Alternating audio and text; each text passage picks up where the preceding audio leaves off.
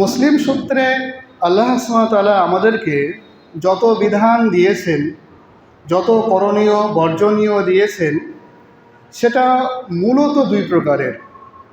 একটা হচ্ছে হকুকুল্লাহ, আল্লাহর হক, আল্লাহর অধিকার যেটা আমাদের উপর রয়েছে। আর একটা হচ্ছে হকুল ইবাদ, আমাদের উপরে মানুষের যে অধিকার, বান্দার যে অধিকার, সেইটা।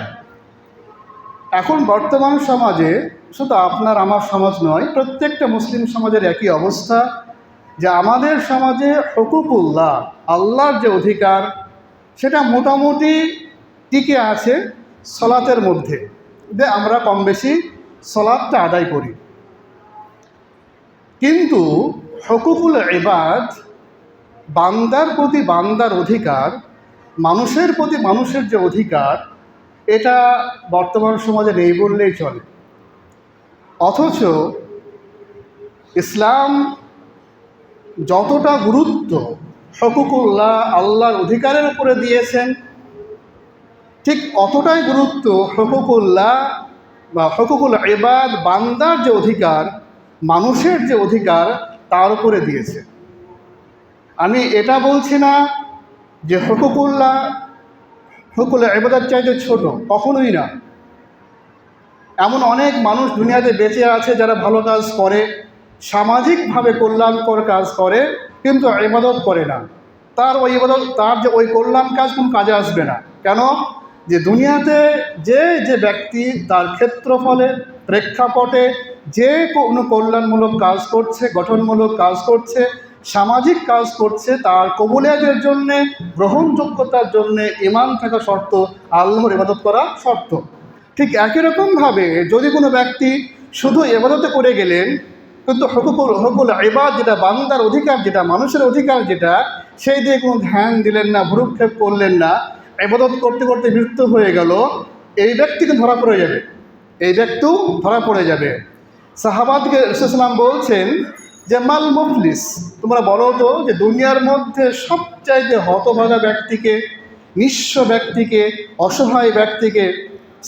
সাহাবারা বললেন যে আমাদের দৃষ্টিতে হতভাগা ব্যক্তি, নিঃস্ব ব্যক্তি সেই যার ধন দৌলত নেই, টাকা পয়সা নেই, মালধর নেই।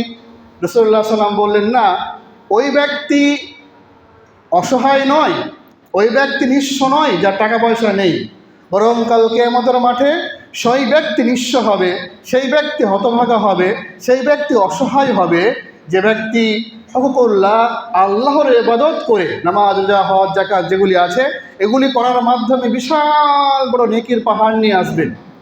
নেকি নয়, নেকির পাহাড় নিয়ে আসবে, কিন্তু সেই ব্যক্তি সামাজিক জীবনে, পারিবারিক জীবনে মানুষকে ঠকিয়েছে, মানুষের সঙ্গে অন্যায় করেছে, মানুষের সঙ্গে খারাপ ব্যবহার করেছে, বিভিন্ন অন্যায় কাজ তার সামাজিক জীবনে, পারিবারিক জীবনে থেকেছে। এখন ওই যে পাহাড় সমতলে ডেকে নিয়ে আসবে, কাল কিয়ামতের মাঠে তার কোনো কাজে আসবে না। যাকে যাকে সে ঠকিয়েছে, যার সঙ্গে যে অন্যায় করেছে, আল্লাহ সুবহানাহু ওয়া তাআলা তার ওই নেকির পাহাড় থেকে কেটে কেটে কেটে কেটে ওই লোকগুলোকে দেবে যাদের সঙ্গে সে অন্যায় করেছে। তার যতগুলি মানুষের সঙ্গে সে অন্যায় করেছে, এদের পারিশ্চিত্য করতে করতে একসময় দেখা যাবে তার এই নেকির পাহাড় শেষ হয়ে গিয়েছে, তবু তার গুনাহ মিটছে না। এত অন্যায় করেছে সে সামাজিক জীবনে, তবু তার পাপ মিটছে না। তখন কি করবে? এর তো নেকি শেষ হয়ে গিয়েছে, তখন ওদের নেকিগুলোকে এর ঘাড়ে চাপানো হবে।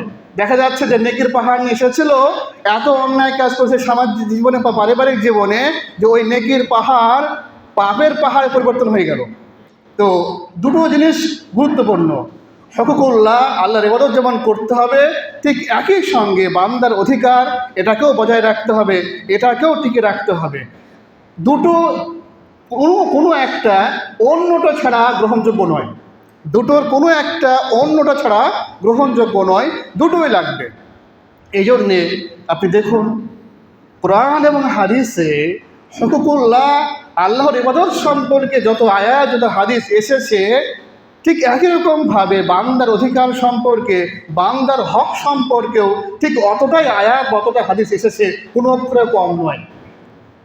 রাসূলুল্লাহ সাল্লাল্লাহু আলাইহি ওয়াসাল্লাম আপনি জীবনে দেখুন, তিনি সারা জীবন মানব সেবায় অতিবাহিত করেছেন, মানব সেবায় অতিবাহিত করেছেন। এর সবচেয়ে সুন্দর উদাহরণ হচ্ছে, খুব মন দিয়ে শুনবেন, প্রসিদ্ধ হাদিস কিন্তু মন দিয়ে শুনবেন, সহিহ বুখারীর হাদিস, হাদিস নম্বর 1358, আনাস বিন মালিক এমন একজন সাহাবা, যে সাহাবা রাসূল সাল্লাল্লাহু আলাইহি ওয়াসাল্লামের সেবা যত্ন করতেন, তার সেবা যত্ন দেখাশোনা করতেন।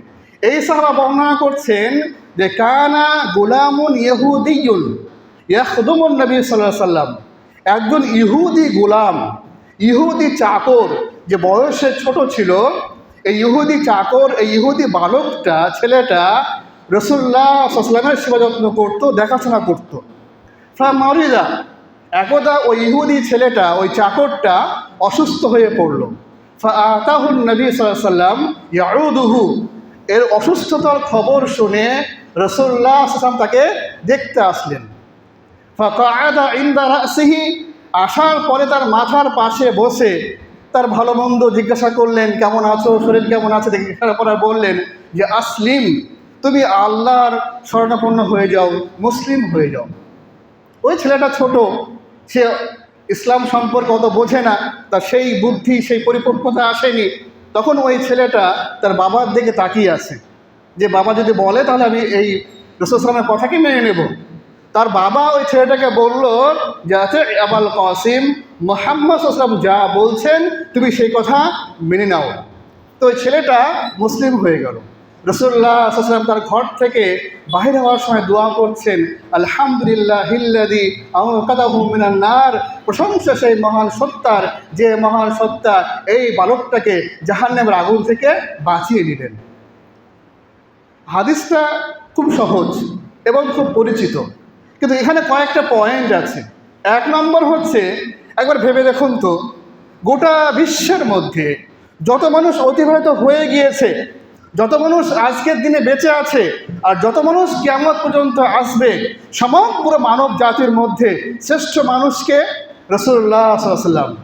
অথচ যিনি গোটা বিশ্বের মধ্যে শ্রেষ্ঠ মানুষ, যিনি গোটা বিশ্বের মধ্যে শ্রেষ্ঠ মহাপুরুষ, সেই মহান ব্যক্তি, মহান পুরুষ, একজন ইহুদি বালক, অমুসলিম ছেলে, ছোট্ট চাকর, সে অসুস্থ হয়েছে আর তাকে দেখতে গিয়েছেন। এবার আপনি আপনার বিবেকে হাত দিয়ে বলুন তো, আপনার মধ্যে এই অভ্যাসটা আছে, আমার মধ্যে এই অভ্যাসটা আছে? আমার প্রতিবেশী কেউ কাতরাচ্ছে, কেউ অসুস্থ অবস্থায় দিন অতিবাহিত করছে, কেউ ওষুধ না খেয়ে দিন যাপন করছে, কেউ হসপিটাল না যেতে পেরে দিন অতিবাহিত করছে, আমার একবারও কি অন্তরে কষ্ট লেগেছে? আমার একবারও কি মনে হয়েছে না ও আমার প্রতিবেশী, ওর আমার প্রতিবেশী, আমার অধিকার হচ্ছে কি যে তাকে দেখতে যাওয়া, যদি আমি দেখতে না যাই তাহলে কাল কিয়ামতের মাঠে এর জন্য আমাকে পাকড়া হতে হবে? কেউ যায়নি আমরা। দুই, যে ইসলাম ধর্মের দিক দিয়ে গোটা বিশ্বের যতগুলি ধর্ম আছে, সমস্ত ধর্মের মধ্যে ইসলাম সূত্রে সবচেয়ে বড় শত্রু মুসলিমদের কারা? ইহুদিরা। অথচ ইহুদিদের সেই ছেলেকে ইসলাম দেখতে গিয়েছেন। বোঝা কি গেল যে আপনার যে প্রতিবেশী সে যদিও অসৎ, যদিও সে মদখোর, যদিও সে গেজাখোর, কিংবা আরও বড় অন্যায় কাজ করে, কিন্তু যেহেতু আপনার সে প্রতিবেশী, আপনার দায়িত্ব হচ্ছে তার পাশে দাঁড়ানো, আপনার দায়িত্ব হচ্ছে তাকে সেবা যত্ন করা, আপনার দায়িত্ব হচ্ছে তার খোঁজ খবর নেওয়া। বাকি সে যে অন্যায় কাজ করছে, সে যে পাপ করছে, এর হিসাব সে কালকে আমাদের মনে সে আল্লাহকে দেবে। আপনার দায়িত্ব হচ্ছে তাকে দেখা। সে মদখোর, সে গেজাখোর, বা সে অন্য কোনো অন্যায় কাজ করে, আপনি আক্ষেপকে তাকে দূরে থাকবেন, সমাজ থেকে বিচ্ছেদ করে দেবেন, সমাজ থেকে আলাদা করে দেবেন না।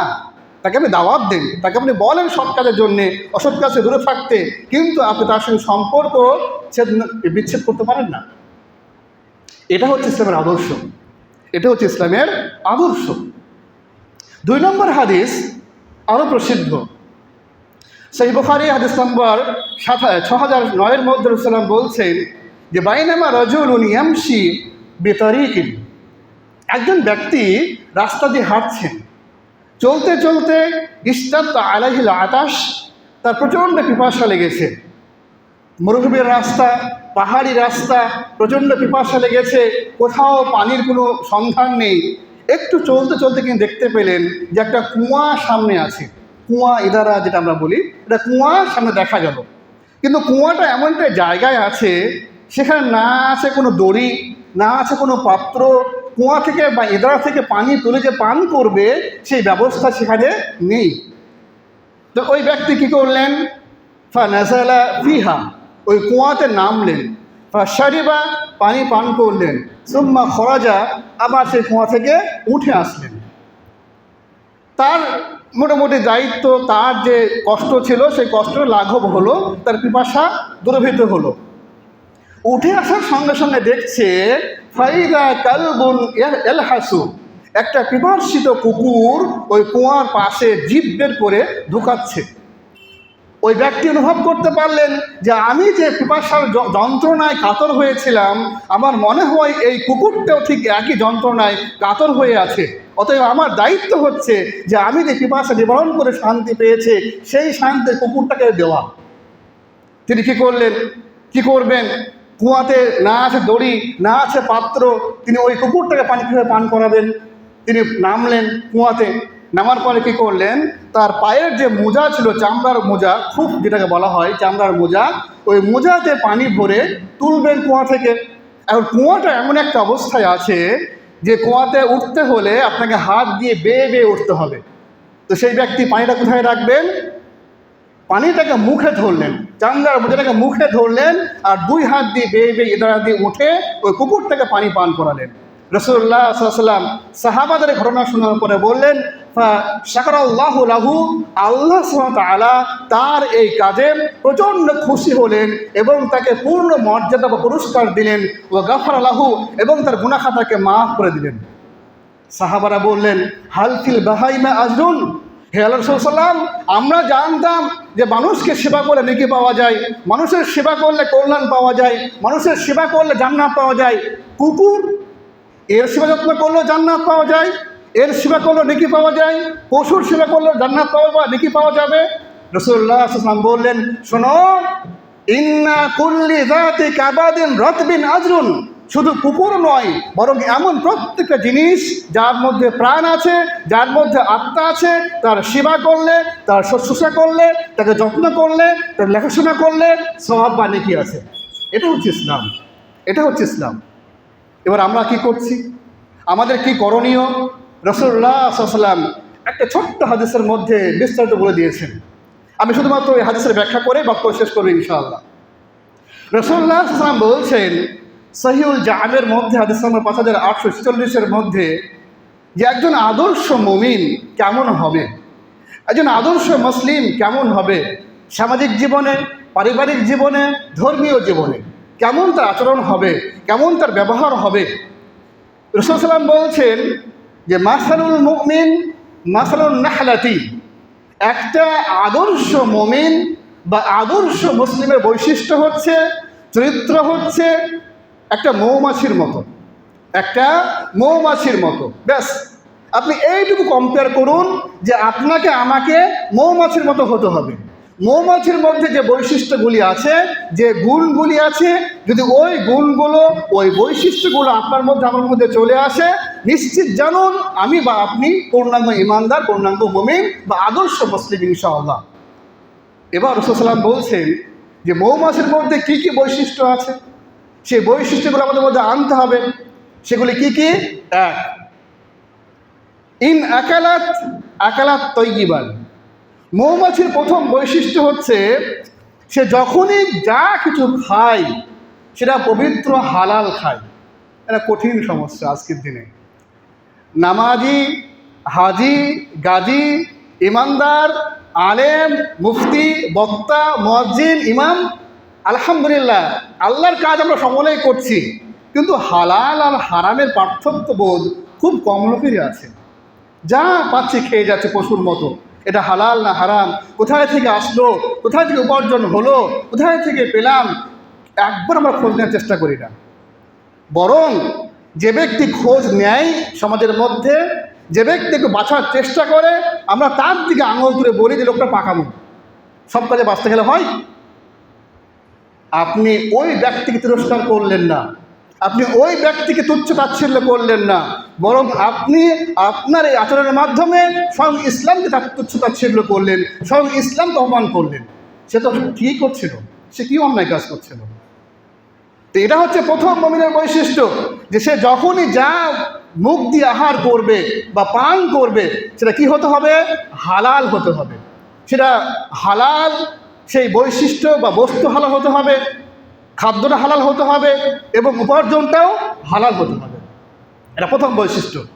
দুই, ওয়াইদা ওয়াদাআত তাইয়িবান, শুধু সে খায় পবিত্র এটাই নয়, বরং সে যা কিছু বাহির করে সেটাও পবিত্র। সে কি বাহির করে? মধু। মধু দুনিয়ার মধ্যে যতগুলি পিওর জিনিস আছে, বিশুদ্ধ জিনিস আছে, তার মধ্যে সবথেকে বিশুদ্ধ জিনিস কি? মধু। সেটা কে বাহির করে? মৌমাছি বাহির করে। অতএব একজন আদর্শ মুমিনের বৈশিষ্ট্য কি হবে? যে সে তার মুখ দিয়ে যখনই যে কথা বলবে সেটা কি হবে?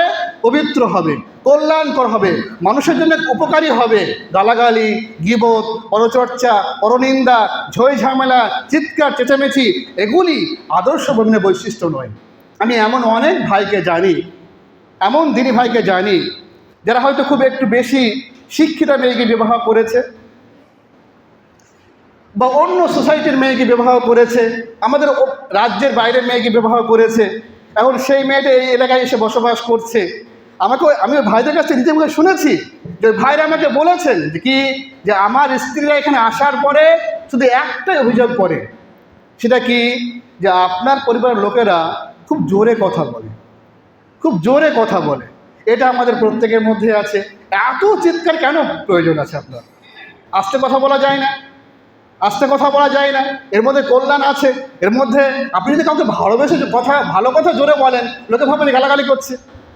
তো এই বৈশিষ্ট্য আপনার মধ্যে আমাদের থাকতে হবে যে আমাদের কথা হবে নম্র, কথা হবে ভদ্র, আমাদের কথায় কেউ আঘাত পাবে না, আমাদের কথায় কারো মনোমালিন্য হবে না, আমার কথায় মানুষের অন্তরে আমার উপরে ক্ষোভ তৈরি হবে না, বিদ্বেষ তৈরি হবে না, হিংসা তৈরি হবে না, বরং আমার কথায় মানুষ আমার প্রতি আকৃষ্ট হবে, আমার কথায় মানুষ আমার প্রতি সহৃদয় হবে, ভালোবাসবে আমাকে, এরকম কথা হওয়া দরকার। 3, সবথেকে বড় বৈশিষ্ট্য হচ্ছে যে মৌমাছি কখনো বসে থাকে না। আমরা ছোটোবেলায় বাংলা পদ্যে পড়েছিলাম যে মৌমাছি মৌমাছি কোথায় যাও নাচি নাচি, সকলেই পড়েছি আমরা। তো মৌমাছির যে এই যে বৈশিষ্ট্য, কাজের লোক, কাজের যে ব্যাপারটা, মৌমাছি সারা জীবন পরিশ্রম করে না। অতএব মুসলিমদের উচিত হচ্ছে রিটায়ার্ড না হওয়া, রিটায়ার্ড না হওয়া। আমাদের সমাজে মানুষরা দুই ভাগে বিভক্ত। যাদের এখনো হাড়ে বল আছে, দেহে শক্তি আছে, তারা একবেলা পরিশ্রম করি, সকালবেলায় মাঠে গিয়ে বা অন্য কাজে গিয়ে যে যাই করি আমরা, দুপুর পর্যন্ত কাজ করার পরে বিকেল থেকে সন্ধ্যা পর্যন্ত চুপচাপ বসে আছি, চায়ের দোকানে আড্ডা মারছি বা অন্য কোনো কাজ করছি যেখানে গীবত, পরচর্চা, গুনাহ ছাড়া কিছুই হচ্ছে না। আর 2, যারা একটু বয়স হয়ে গিয়েছে, আমি এই কথা বলছি না যে আপনাদের কাজ করতেই হবে, রাগ করবেন না, কিন্তু উচিত হচ্ছে কি যে কাজ করা। আপনি দেখুন তো সুলাইমান আলাইহিস সালাম একজন নবী, তিনি তার সারা জীবন কাজ করতে করতে অতিবাহিত করেছেন। এমনকি কাজ করতে করতে তার মৃত্যু হয়েছে। কীভাবে মৃত্যু হয়েছে? যে বাইতুল মাকদিস তৈরি হচ্ছে, তিনি দেখাশোনা করছেন আর ওই অবস্থায় লাঠির উপরে ভর দিয়ে আছেন আর মারা গিয়েছেন। তো তিনি কাজ করতে করতে মৃত্যুবরণ করেছেন। অথচ আমরা একটু বয়স হয়ে গেলে আমরা কাজ করতে চাই না, বাড়িতে বসে বসে সময় অতিবাহিত করছি। এতে কার লাভ হচ্ছে, কার ক্ষতি হচ্ছে? কাজ করতে হবে। 4 নম্বর হচ্ছে, এটা আরও বেশি ভয়ঙ্কর। সেটা কি, যে মৌমাছির যে সারা জীবনের পরিশ্রম, এটা কার জন্যে? এর কাজ কি? মৌমাছি যে সারা জীবন পরিশ্রম করছে, কার জন্যে? এর কি কাজ করছে? মধু সংগ্রহ করছে। কার জন্যে? মৌমাছিকে মধু খায় না, পরে মধু খায়, অপর লোকে মধু খায়। তো মৌমাছির সারা জীবনে পরিশ্রম কার জন্যে? অপরের জন্যে, মানুষের জন্যে। অতএব একজন আদর্শ মুসলিম, একজন আদর্শ মুমিনের জীবনের একটা অংশ অবশ্যই সমাজের জন্য হতে হবে, অবশ্যই ধর্মের জন্য হতে হবে, অবশ্যই দেশের জন্য হতে হবে, অবশ্যই আদর্শ পরিবার সমাজ তৈরির জন্য হতে হবে। একজন আদর্শ মুমিনের যা উপার্জন হবে, যার সঞ্চয় হবে, তার একটা অংশ অবশ্যই মানুষের জন্য হতে হবে। একজন মুমিনের বাড়িতে যা খাবার হয়েছে, যা রান্না হয়েছে, সে অবশ্যই নিজে খাবে, কিন্তু একটা অংশ অবশ্যই ফকির মিসকিন দরিদ্র ব্যক্তির জন্য হওয়া দরকার। কোথায় সে আদর্শ? কোথায় সে সমাজ? কোথায় সে ইমানদার মানুষ? কোথায় সে পূর্ণাঙ্গ ইমানদার মানুষ যাদের জীবনের এই বৈশিষ্ট্য আছে যে আমরা 24 ঘন্টার মধ্যে যদি 8 ঘন্টা কাজ করি, তো 1 ঘন্টা মানুষের জন্য করব, 2 ঘন্টা মানুষের জন্য করব। যদি আমি 100 টাকা ইনকাম করি, 10 টাকা মানুষের জন্য করব। যদি আমি আজকে 1 হাঁড়ি ভাত রান্না করেছি, তো 1 থালা ফকির মিসকিনদের জন্য হবে। কে আছে? রাসূলুল্লাহ সাল্লাম বলছেন যে একজন আদর্শ মুমিন হবে একটা মৌমাছির মতো। আমি বলছি না যে মৌমাছির মতো আপনার সারা জীবনটাই আপনার পড়াশোনা করতে হবে। আপনারও সংসার আছে, আপনারও পরিবার আছে, আপনারও ছেলে মেয়ে আছে, আপনি তার জন্য পরিশ্রম করেন, কোনো সমস্যা নেই। কিন্তু একটা অংশ অবশ্যই সমাজের জন্য হতে হবে, একটা অংশ অবশ্যই মানুষের জন্য হতে হবে। 5 নম্বর, মৌমাছির মধ্যে আর তার চেয়ে বড় বৈশিষ্ট্য হচ্ছে যে সে ঐক্যবদ্ধ জীবনযাপনে বিশ্বাসী। ঐক্যবদ্ধ জীবনযাপনে বিশ্বাসী। কোনো মৌমাছি একা একা বসবাস করে না। এই গাছে একটা মৌমাছি, ওই গাছে একটা মৌমাছি, এরকম জীবনযাপন করে না। তারা একটা গাছের একটা ডালে বিশাল বড় চাকের মধ্যে সমস্ত মৌমাছি একত্রে বসবাস করে। অতএব ইমানদার ব্যক্তি সামাজিক জীবনে ঐক্যবদ্ধ সমাজ তৈরি গঠনে তারা সহযোগী হবে, তারা উদ্যোগী হবে এবং তারা এই ব্যাপারে আগ্রহ প্রকাশ করবে। কিন্তু আফসোসের বিষয় হচ্ছে আজ আলহামদুলিল্লাহ আপনাদের সমাজে হয়তো নেই, কিন্তু এরকম অনেক সমাজ আমি দেখেছি একটাই মসজিদ কিন্তু সর্দার 8টা 10টা। একটা মসজিদ সর্দার 8টা 10টা। এখানে একজন ফিতরার মাল তুলছে, ওখানে একজন ফিতরার মাল তুলছে, ওখানে একজন ফিতরার মাল তুলছে। কেন? আপনার কি স্বার্থ আছে এখানে? আপনার কি লাভ আছে এখানে সমাজ চালিয়ে? তাহলে নিশ্চয় যদি আপনি এই সমাজের মধ্যে ঐক্যবদ্ধ হতে পারছেন না, আপনি আলাদা সমাজ তৈরি করতে চাচ্ছেন, আলাদা সমাজ তৈরি করার অর্থ হচ্ছে এটাই যে নিশ্চয়ই আপনার মধ্যে স্বার্থ আছে। আপনি কিছু টাকা কিছু মাল আত্মসাৎ করছেন বলে আপনি চাচ্ছেন না ওদের সঙ্গে মিশতে। এই যে ঐক্যবদ্ধ জীবনযাপন, এটা আমাদের জীবনের চাহিদা, আমাদের রক্তে এটা আছে এবং আমরা এটা কামনা বাসনা করি যে আমরা সবাই এক হয়ে যাব। সবারই মনে হয়, হয় না? সবার মধ্যে হয় যে আমরা এক হয়ে যাব, কিন্তু হতে পারছে না। কেন পারছি না? যে মৌমাছির পরের যে গুণটা, যার কারণে তারা এক হয়ে আছে, ওই গুণটা আমাদের মধ্যে নেই। সেটা কি? যে মৌমাছির মৌচাকে পুরো একটা মৌমাছি কটা রানী থাকে? কটা রানী থাকে? একটা রানীর নেতৃত্বে গোটা মৌচাক চলে বলে ঐক্য টিকে আছে। আমার সমাজের মধ্যে সেটা নেই। একটা নেতা নয়, একাধিক নেতা। একজন ও বলছে, একজন এ বলছে, ও একরকম বলছে, আমি একরকম বলছি। আমি কাউকে মানতে রাজি নয়, সবাই আমাকে মানুক। এই নীতিতে বিশ্বাসী আমরা। কখনোই আদর্শ সমাজ তৈরি হবে না, কখনোই সমাজে ঐক্য আসবে না। সমাজে ঐক্য তখনই আসবে যখন আপনি অপর আনুগত্য করার চেষ্টা করবেন, অপরকে মেনে চলার প্রবণতা তৈরি করবেন যে না, আমরা একই সমাজের মানুষ, আমরা একই ধর্মের মানুষ। অতএব আমাদের দায়িত্ব হচ্ছে যে কোনো মূল্যে সমাজের মধ্যে ঐক্য টিকিয়ে রাখা, ঐক্যবদ্ধ থাকা। যদি মানুষ বিপদে পড়ে আমরা সকলে গিয়ে সাহায্য করব, কোনো মানুষ বিপদে পড়লে আমরা সকলে গিয়ে সাহায্য করব। এটা হচ্ছে বৈশিষ্ট্য। আপনি বলবেন যে আমাদের সমাজে ওই লোক কোথায় আছে? আমাদের সমাজে তো এরকম লোক নেই যে না খেয়ে থাকে, এরকম লোক নেই বললেই চলে। এটা যদি সত্যি এরকম হয় যে আপনার সমাজে না খেয়ে থাকে এরকম লোক নেই বললেই চলে, তাহলে তো আরও ভালো। যদি আপনার সমাজে 100 লোক বসবাস করে, 50 জন না খেয়ে থাকে, তাহলে এতগুলি লোককে সামালতে একটু মুশকিল, কঠিন।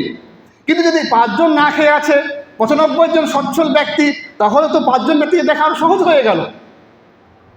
আসুন না আমরা এই 95 জন ব্যক্তি ওই 5 জন ব্যক্তির পাশে দাঁড়াই।